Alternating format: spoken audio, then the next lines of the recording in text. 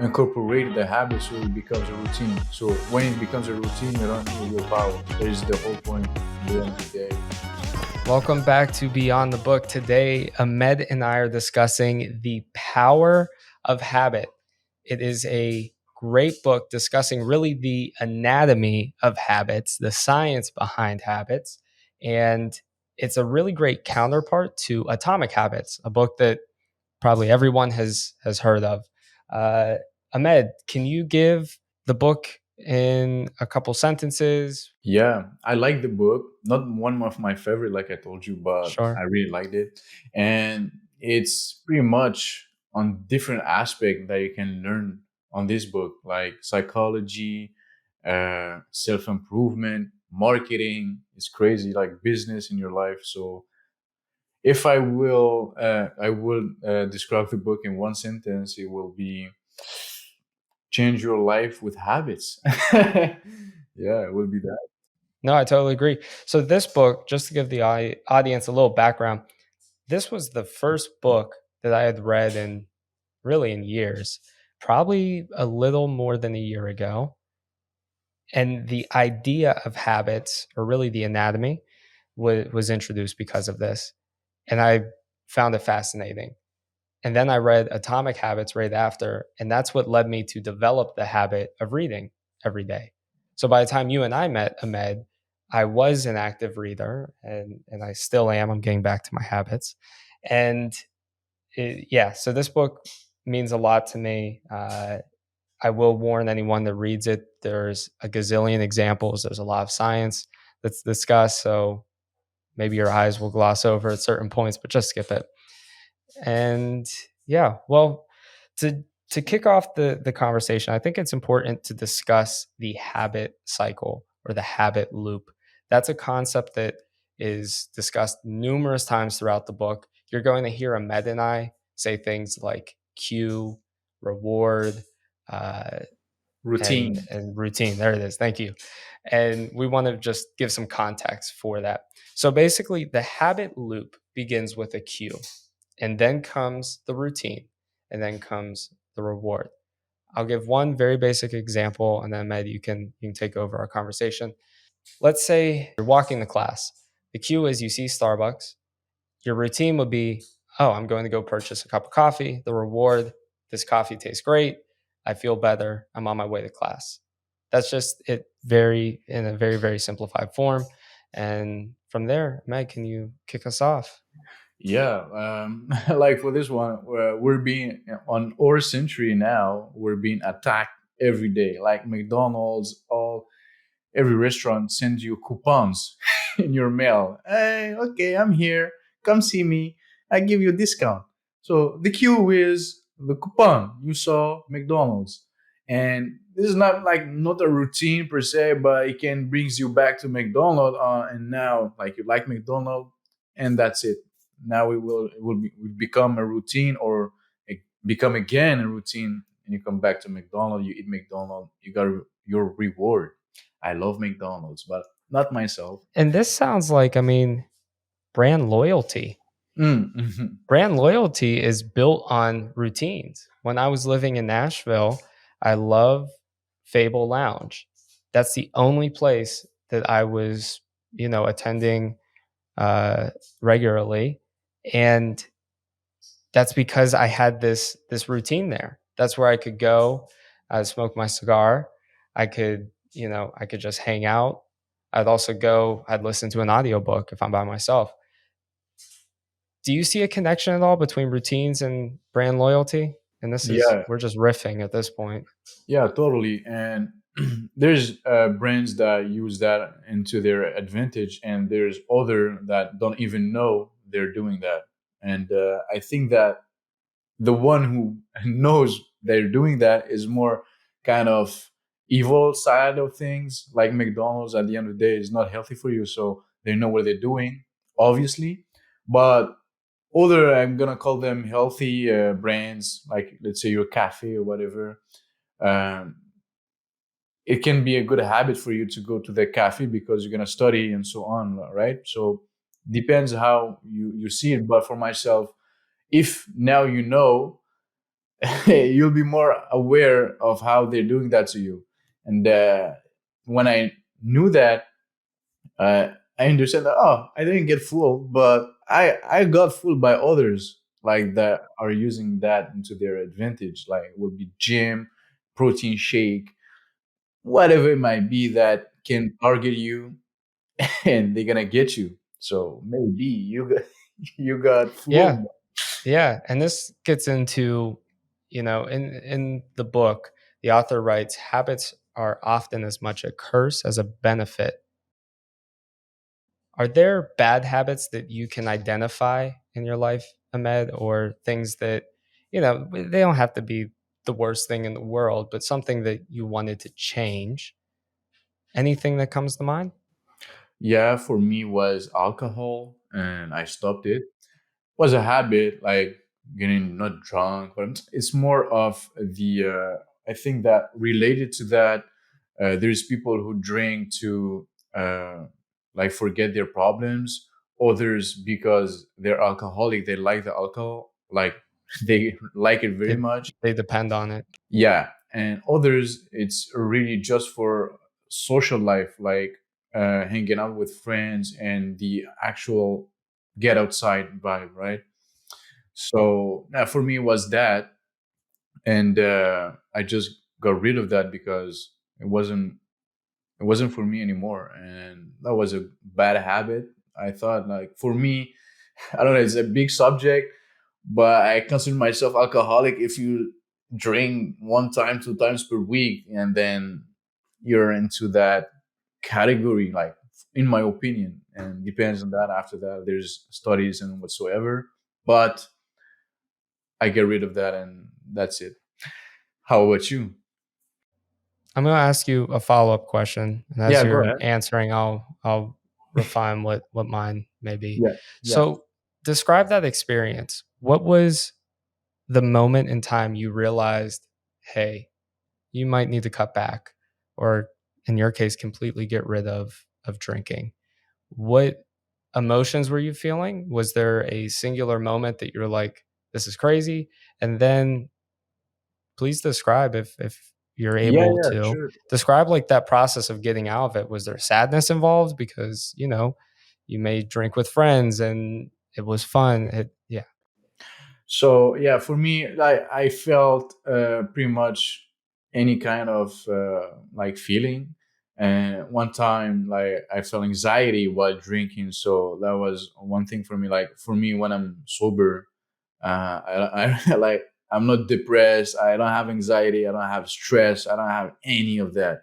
So like having anxiety while drinking, this is one thing, and the other is like having the feeling that I'm getting backward in life instead of like moving forward. So that is something else that I felt, and I was like, what is the purpose of it? Like, yeah, you drink, you have fun, and the after tomorrow or the tomorrow of that, you'll be hangover. Like, what is the goal? Like for real, what's the goal? I can work out, I can think clear. There's only negative things that is related to that, like no positive things that are related to that, like for myself at this point. So that was two of the reason, and third reason will be religion. But even before like religion, I would have stopped, maybe not completely, but because of the religion, it is completely stopped, like forever. Giving up habits is extremely difficult because Yeah. habits are basically our body running on autopilot. Things that just happen that we aren't necessarily intentionally trying to achieve, at least later as the habit develops. Do you think that you just have really great willpower, or were there things that you put in place in your life, different actions that you took to make sure that you didn't drink again? Okay. Yeah, it's funny. For sure, everybody have experienced that. Like one time, you're gonna throw up because you drink too much, and you're gonna say, "I'm not drinking no more." Blah blah blah. Blah. Or when you eat something and you The throw up, toilet prayer. Yeah. I'm not gonna eat that thing again, never again, right?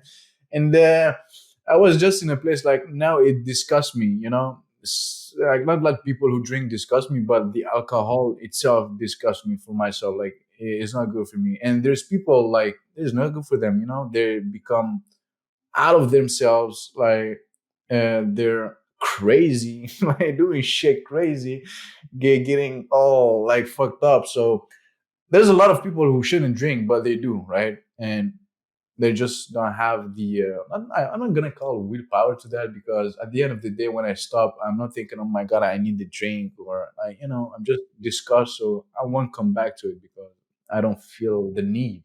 So I didn't even need a willpower to like combat that, like fight that. So yeah, it was easy for me. For even like getting out without drinking, I gave up that because again, it don't serve my purpose moving forward in my life. And that is pretty much the whole reason behind that decision. So I have plenty of family that are recovering alcoholics. They went through AA, and a recurring theme that they've mentioned is when you go through that, which you weren't at that point where you needed to go to AA, where you had people, you had interventions going on.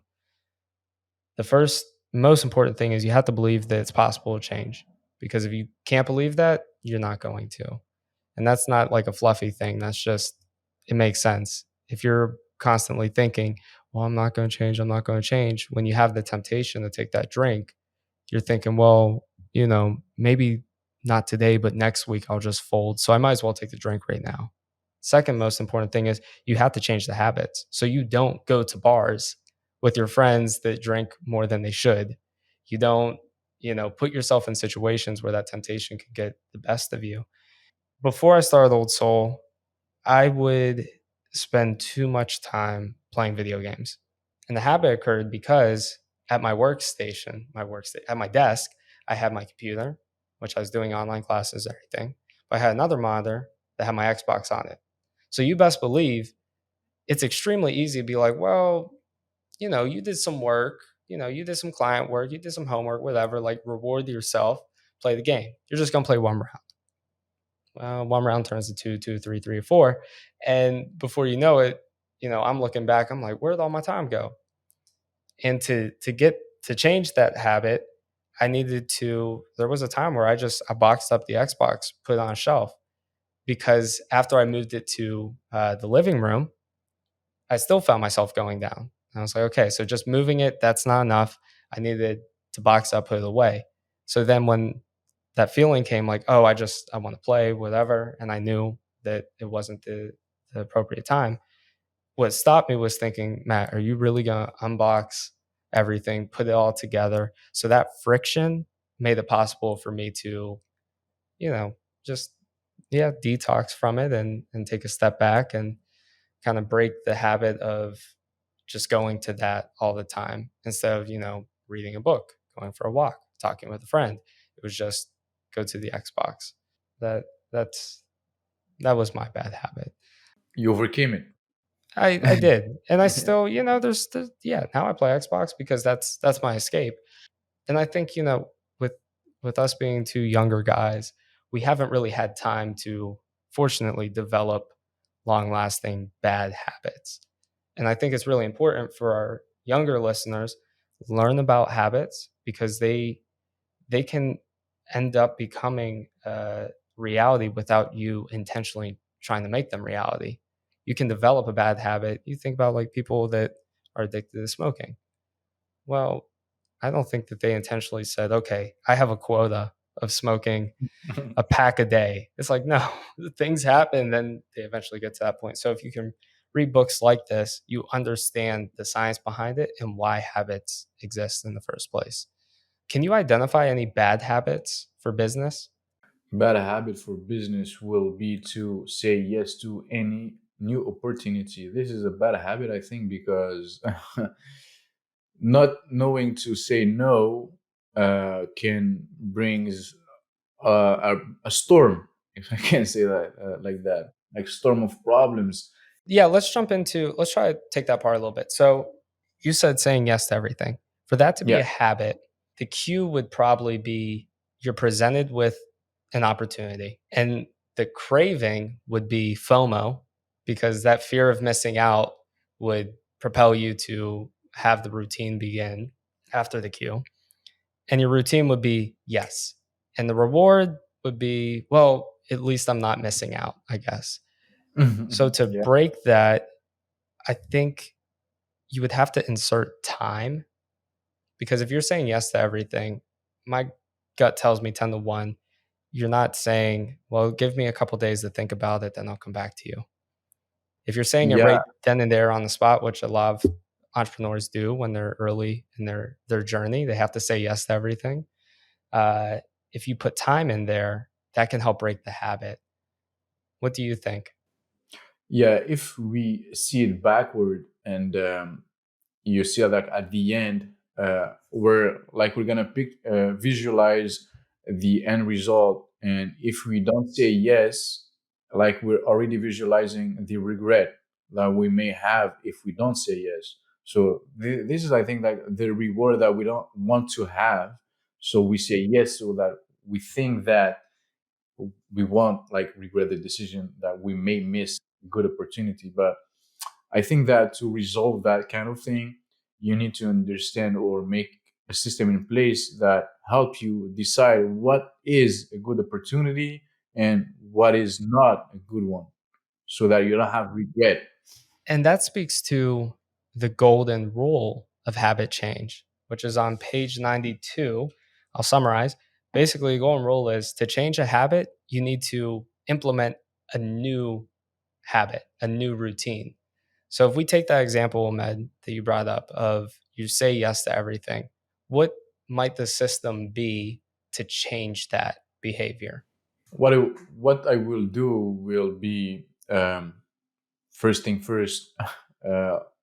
I'm gonna see what other person that know what they're doing, and they know the concept of not saying yes to everything, like no is an answer, and learn from them. And from there, having a system, like with experience, you'll have red flags that, like, let's say, I don't want to take this project. Like, I'm gonna give you an example. Someone that shopping around and asking you for a proposal, uh-huh. And you ask them for, like, is are they comfortable with that range of price from, let's say, 10 to 20K, and they're not answering, and after that they ask you for a proposal. No, okay, you don't even have to say yes to that. Put something together. Give us a few So options. yeah. So this is a straight no for me. Yeah, there's others that it is not, and they can't keep themselves from saying no. They have to say yes to that. I'm going to send you a proposal here, right? That was Because me. they and it happens, and now you don't. So if you think about it, and how did you change that?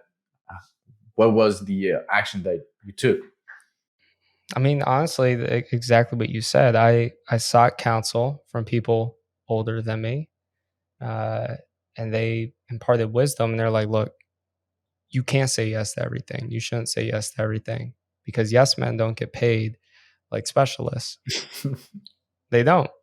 You know, Yeah. a surgeon isn't saying, "Yeah, I'll deliver your baby," and they're not saying, "Yeah, I'll do your physical that you're supposed to get every however long." That's just not how it works. So when you say no, it also increases your value in certain ways, but it's also a form of self care, Mm. because you shouldn't say yes to everything. So after I heard that, I was like, okay, I'm going to try this out. So I implemented the routine of when a new opportunity comes, I always give it a day. This is business and in life.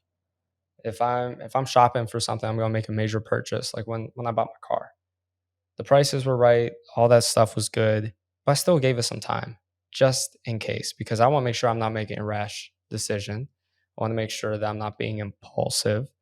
And the same thing with potential projects. I feel like if people are really, really pushing you to say yes in that moment, sometimes that works out, but I've found that most of the time it's like really 24 hours is going to change a lot. You're just trying to get me to be responding or have a responsive manner instead of take time to reflect and think. So that's how I changed that Mm. habit. Here's another bad habit in business: doing everything yourself. Mm.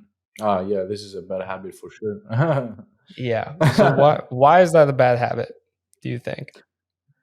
It is a bad habit because you think that nobody can do what you do, and so that you need to do everything by yourself. But at the end of the day, there is someone that is more talented than you. But so I think that it is some ego playing in that, or there's other reasons. I don't. Obviously, cash Burn flow. cash flow, burnout. I Yeah, mean, you can't scale to be a massive agency when it's just you. mm, It's not possible. obviously. Um, so we have burnout, we have ego. Yeah, I totally agree. And it's just not sustainable. Yeah, exactly. And at the end of the day, to change that is not that complicated. You need to understand that you let go the ego.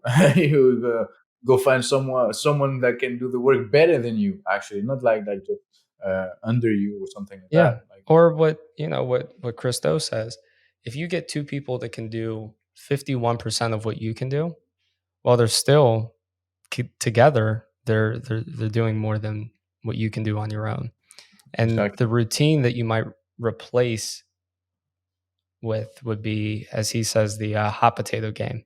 As soon as a job comes in, you try to pass it off as soon as possible. So if you go into new projects thinking, okay, during that discovery call, I'm understanding the problems, we're we're diagnosing and then we're prescribing. In the back of your head, you should be thinking, okay, who might I be able to hand this off to? And that's how you build a new habit of passing jobs off. And you'll find that you're able to scale that way. You'll have an increased cash flow. I know it sounds backwards, like, well, I'm paying people. How am I going to make more money? Well, that frees you up to go work more on the business instead of in the business. This is something that I've struggled with a ton. Um, and I've restructured a few things, and we're working on scaling at this point at Old Soul. But I think it's a point that every entrepreneur will face is, do I hire or do I do it myself? Because you look at that short win of, well, I'm going to make more money if it's only me doing it versus I had to pay someone. Mm-hmm. Yeah. Okay. I just think of another one which is like related to what you were saying. Like another bad habit in business is not taking rest, especially for entrepreneurs, solopreneurs, whatever it might be, or side Yeah. hustlers, if you can say it like Yeah. that. Yeah. Yeah, not taking rest. That is crazy, and is I think, the worst bad habit that we can have. And there is no reward with that, right? And we think again that we might have a reward if we don't. Yeah, and like someone else is working harder than me, and so on and so forth. At the end of the day, there is no reward in that. Like this is an illusion. I compare it to gambling. At the end of the day, like it is a bad habit to gamble, and there is no reward with that. You think there is a reward, which is like uh, winning jackpot, but what are the chances, right? So, yeah, it's the illusional reward that I Yeah. can put it like that way for bad habits that Yeah. I like we that. don't even have a reward for that. But And because and with resting, I mean, just thinking of like all the YouTube videos, all the YouTubers, all TikTokers, just grind, grind, grind, grind, grind. It's like, isn't the point of working for yourself so that you have more freedom? Like you're trading the 9 to 5 to work 80 hours a week, which yeah, there's times where that's necessary. And there's a lot of people that they pride themselves on, oh yeah, this is how busy I am. Look at my calendar. Look how full it is. So if you're going to change this, I think the first thing you need to do is take that out of your vocabulary. I forgot where I heard it, but I really try not to tell people I'm busy, and I try not to, and I mess up often, try not to just list off all the things going on, because then that kind of, I feel like it feeds my ego of, well, look at all this stuff you're doing. Mhm, So how do you cut that habit? How do you make a routine of rest? planning out actually, and we think that we're busy, but we're not. At the end of the day, you make time for what you want, and you might add a lot of things to do, but are you really doing them? That's the real question. And like when you realize that you don't do everything that you think you do, you're gonna free up half of your day. But if I might place it like that, like you can go crazy for 2 weeks, like working, let's say, 5 or 6 days a week with 1 day or 1 day rest. But after that, you're gonna take a whole week rest. This is something that makes sense for me, to be honest. And at the end of the day, if it's a system that works for you and you know that you have a reward after working that hard, good for you. But like going crazy for I don't know how many how many months, bro.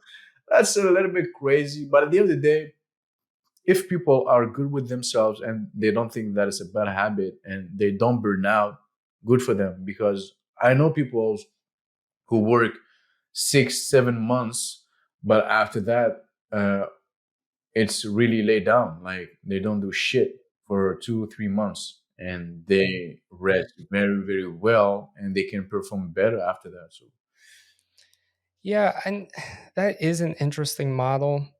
I'm not a fan of that, mm, honestly. I'm more of I like the idea of instead of work-life balance, you look at work-life integration where the things you're doing in work should be providing some sort of intrinsic value in your life.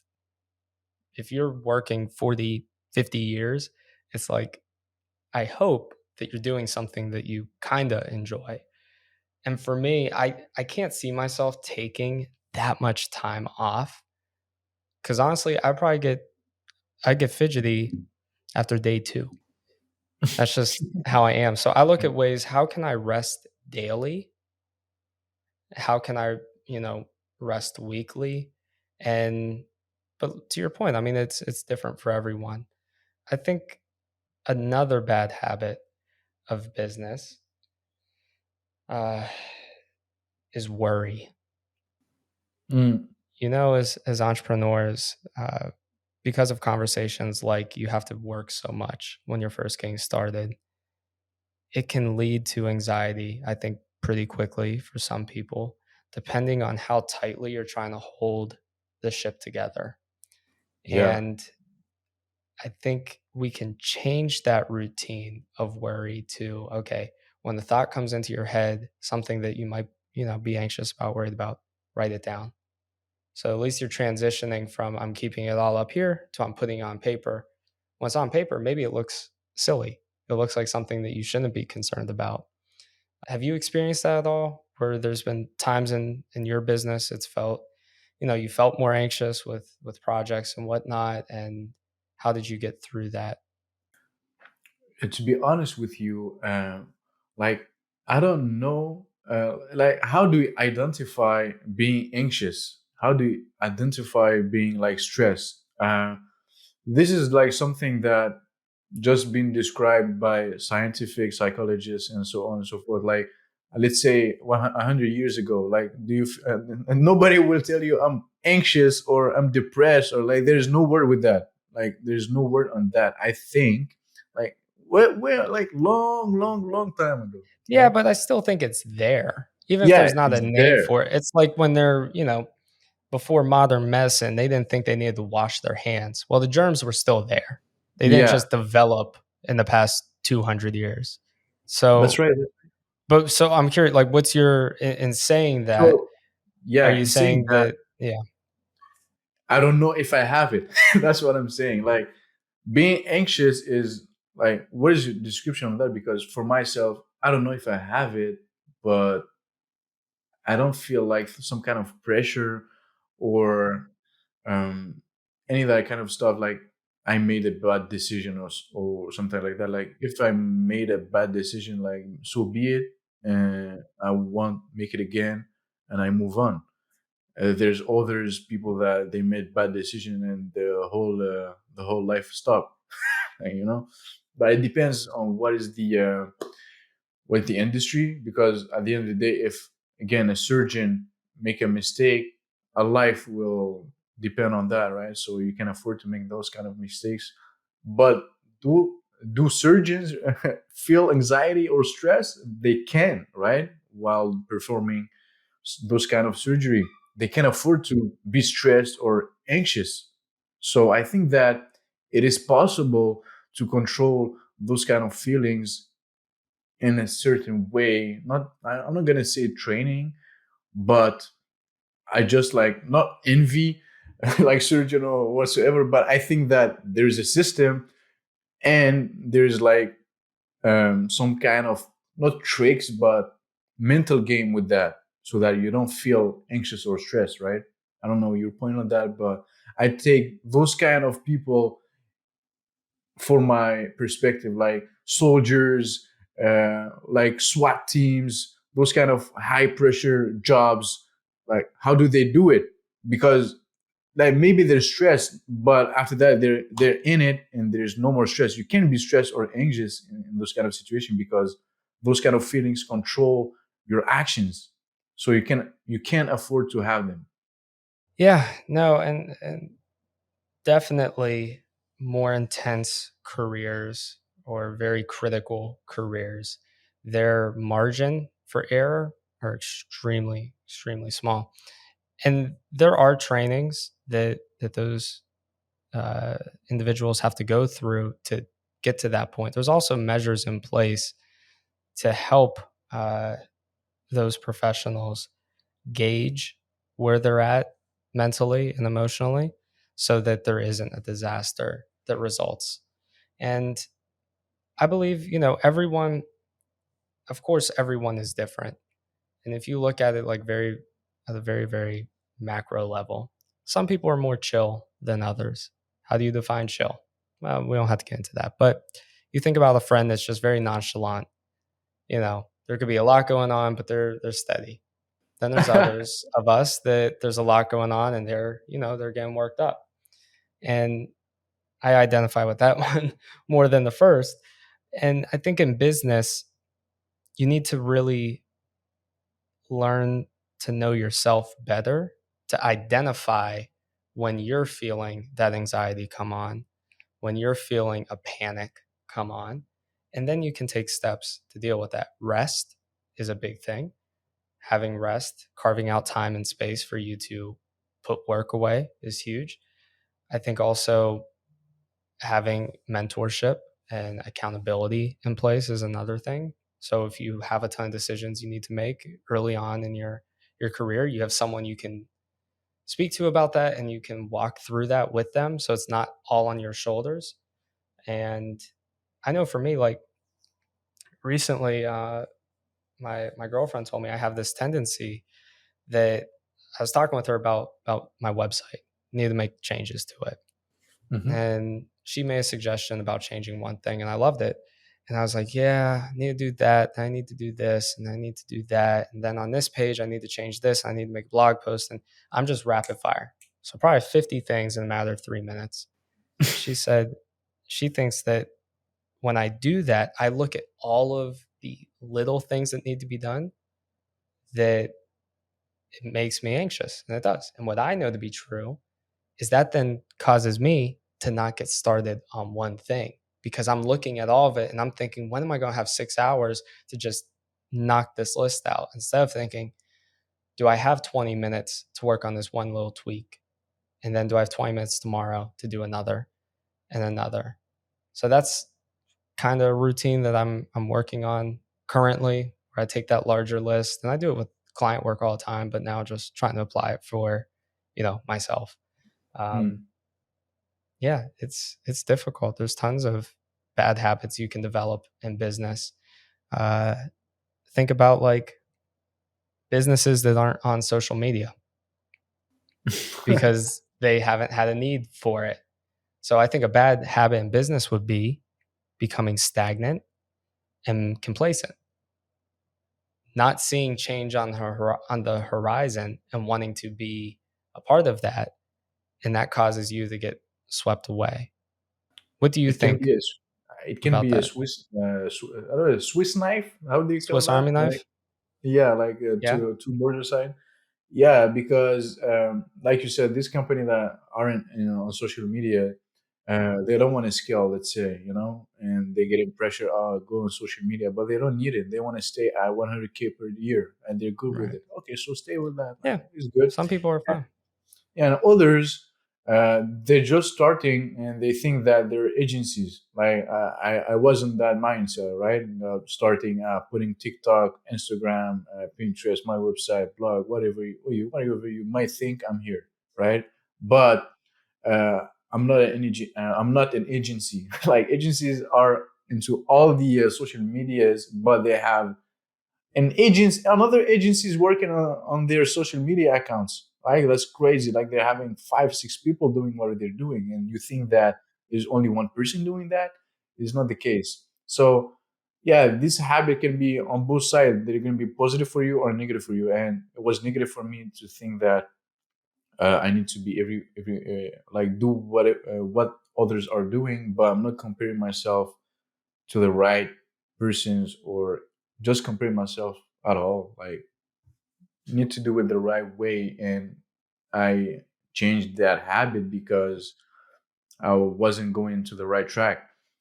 Yeah, no, and I think that in getting clients, it's important to realize, uh, it might your clients might feel anxious about making a jump onto social media. I've seen that is the case very, very frequently where, talking with someone about potentially being on video, that's scary. I coached someone the other day about just, they had all this anxiety and they felt that what they recorded wasn't great. And I was just coaching them, trying to pump them up and also telling them, like, look, the things you're saying, if they were true, I would have noticed them and I would have told you. So that shows me that, yeah, this is in your head. This is, just you getting at yourself.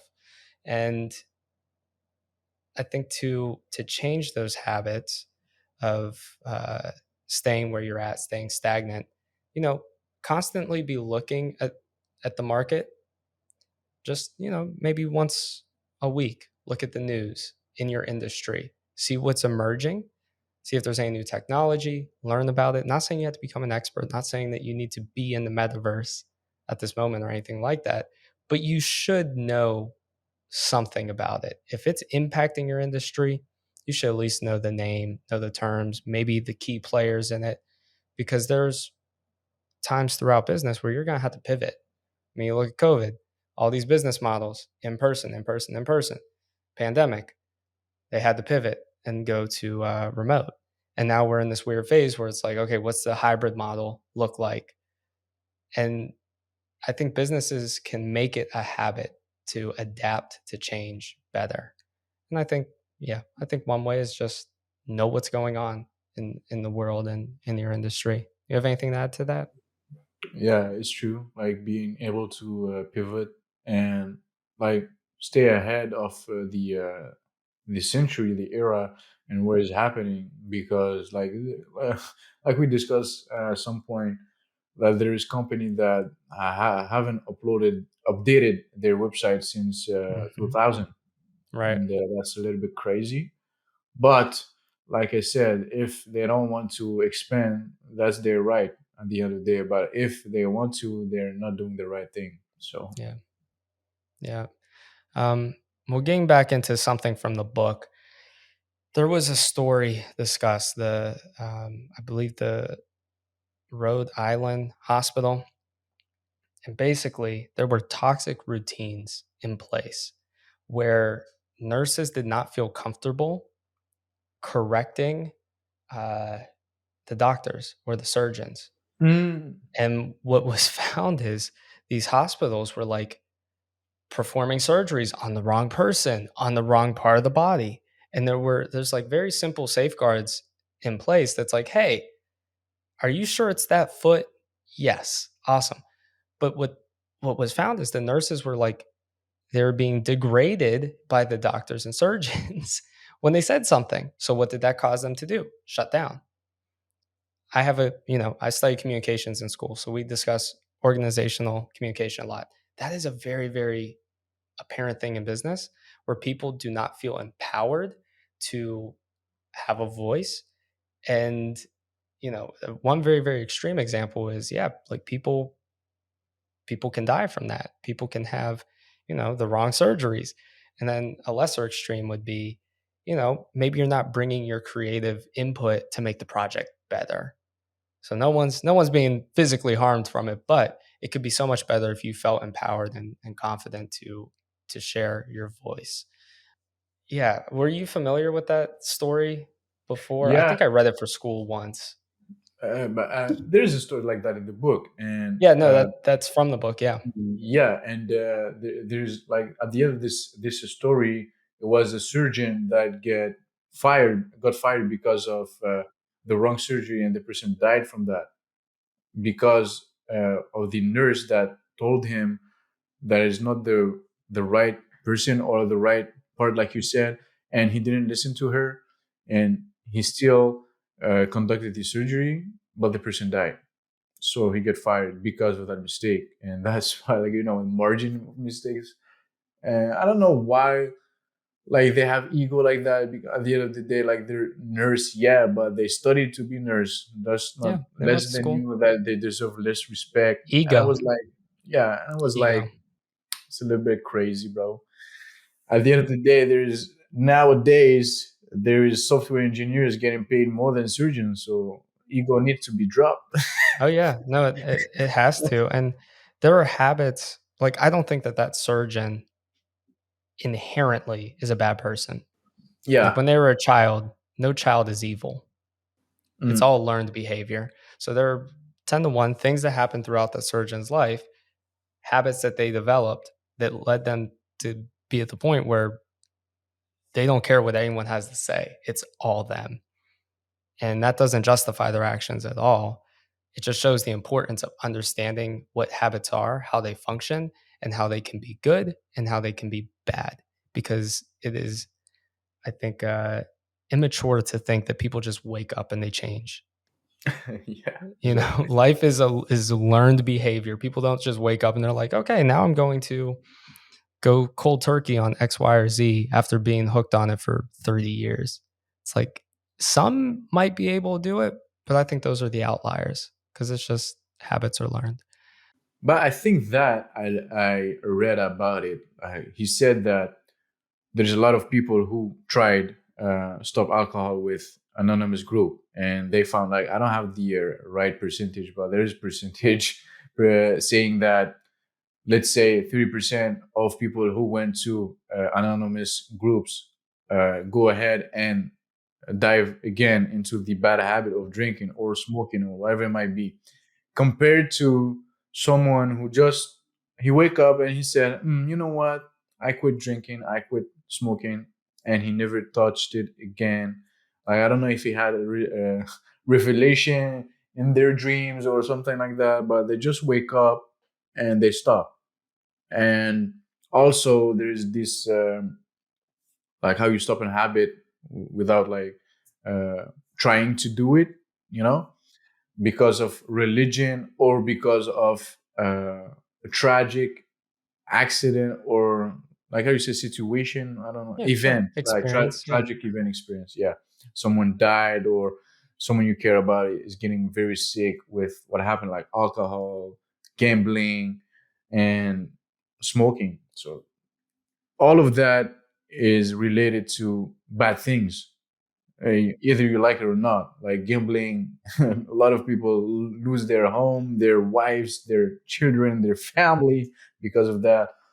Smoking, there's no extreme for that, but there's people dying from Well, I that too. mean, I you can know. get Yeah. lung cancer from it. And I think it's also important to recognize like if you look at genetics, if you come from a family of addicts of whatever, genetically you are going to be more prone to that addiction because that's just fact. And some people have, I wouldn't even say it's willpower. Um, Addictions like that, literally change your brain chemistry Yeah, yeah. where like you can't just wake up and be like, all right, I'm done. Even though I've been addicted for who knows how long. Like that's just it's not possible. And that's why you have AA. That's why you have systems and procedures in place to help people walk through that. And that's why relapse is so high, to your point. Um, it's because willpower alone doesn't get a person through it. And this might be the best time in our wrap up to discuss a little bit about willpower, what it is, and then maybe how it's different than habits and how the two can coexist. So can you give, your definition of willpower and your experience with it? Yeah, willpower is, for me, it will be to use my brain to fight. No, it's like fight your brain that is telling you to do something. Like I'm gonna get okay, go jump from the bridge. I don't want to go jump from the bridge. Your brain gonna tell you, you need to smoke, and you're gonna tell him no, I don't. I'm gonna do something else. Right? This is willpower for me. And yeah, what do you think? What is your definition? I think it's just the self control. Yeah, That's willpower. very Self very control good. to not do something, or self control to do something. And I think the way willpower relates to habits would be willpower begins the process, but habits get you there. Mm, So mm. if you're wanting to go to the gym every day, your cue, put the shoes by the door, because you know that those are shoes you need to wear when you run. And the willpower in the morning would be you see it and you're like, I just need to put a little bit in. I know the reward that comes at the end of the habit loop. You feel great. You feel like you accomplished something. You're starting the day off right, whatever. You're going to have a greater body, like whatever that reward is for you. And willpower is the thing that just gives you that extra kick. It's kind of like espresso, it's pushing you towards it. And we can build our habits and routines around willpower. I think willpower can only get you so far. It's different for every person. I do think, yeah, Ahmed, you have incredible willpower. I know for myself, I can put the shoes by the door. I'll probably get a couple days straight, and then I'll fall off the wagon next day, and I won't work out for who knows what reason. That's just, yeah, that's how I am. Um, that's how I kind of see the two working together. Do you see it working that way or in a different way? Yeah, I see it working in a different way because you want to be in a place where you don't have to use your willpower. So that to go to the gym, I don't use my willpower. I just go, right? Go play basketball. You don't use your willpower. It's the same thing for like um, gaming. For gaming, so for gaming, you don't need your willpower, right? You just game. But to not game, you need to use your That's willpower. very, yeah, I like that. I like that. So Yeah. in a way, if you inverse thing like you need your willpower to go, because me, I need willpower to game. Like, to be honest, like I don't game, I And don't I need need it. willpower to go to the gym. Yeah, so it depends. And like, let's say someone like bad habits of eating chips, eating shit, crap shit all the time, and sugar, all the Starbucks thing, like crazy things, like all together, nothing healthy, nothing, Nothing. nothing at all. Water and And carrots. yeah, it is It, very, very, very difficult to just stop from one day to another, right? It's difficult. it's because you have a But habit of eating that bad food. exactly. And what is crazy is there's swaps that you can do, and like healthy chips, a healthy smoothies that is very, very, very like tasty, to be honest. And you just swap by that, and for myself, I won't even have the envy to consume that kind of things. So like, I don't like McDonald's, but I eat it time on time, like one time per year per se. I don't need willpower to fight against McDonald's. But what is the difference between me and other people's who need willpower to fight McDonald's? Is because of their habit of every day. That's the problem. If they swap it with homemade burgers, you're gonna have to go to McDonald's at the end of the day. Yeah, and it's always important to remember what the reward is. So taking that example, the friction to just making burgers at home, maybe you don't like to cook, you have to go get the ingredients, it takes time, and you know, maybe you're not making fries, so you're like, "Oh, I got this burger, but I don't got the fries. I don't have the full experience that McDonald's can give and the convenience more than anything." Uh, but maybe there's a way where you can make it fun, where you start to enjoy the cook a little bit. So the reward is, okay, I know maybe I'm saving money and I'm not eating stuff that's bad for me, and it's starting to become more enjoyable. And I think as we close, The Power of Habit, it's not a book that's going to just give you 1,000 examples on how to build and maintain habits. I think Atomic Habits is more in that lane, but this is a book that's going to help you identify. And when you walk away from reading it, you should be able to see, oh, there's things in my life that just kind of happen, and here's maybe why. What are the cues in my life? And habits are a means of putting certain tasks on autopilot so your brain doesn't have to think about it. You don't need willpower, to your point. And I think that in business and in life, we have good habits, we have bad habits, and it's important to be able to identify what those are. And if you're changing them, always remember you need to implement a new routine. And the book does say accountability goes a long way. So bring a friend along, ask someone to just help keep you accountable, and maybe get a habit tracker, just write down on a piece of paper, get the whiteboard and do the number of the dashes for every day, set reminders in your phone to go off every day. You need to drink water at this time. Like, technology is at the point where there are plenty of apps, websites, software in place where if there's something you're trying to accomplish, you you have resources. Yeah, yeah. So my conclusion will be like incorporate the habit so it becomes a routine. So when it becomes a routine, you don't need willpower. That is the whole Exactly. point at the end of the day. So yeah, that's And that's pretty how you much build it. success. Yeah, we have how do you say that, like a bar life for willpower, and if you drain it, you burn out, like for sure. So No, I we need totally to agree. use it wisely.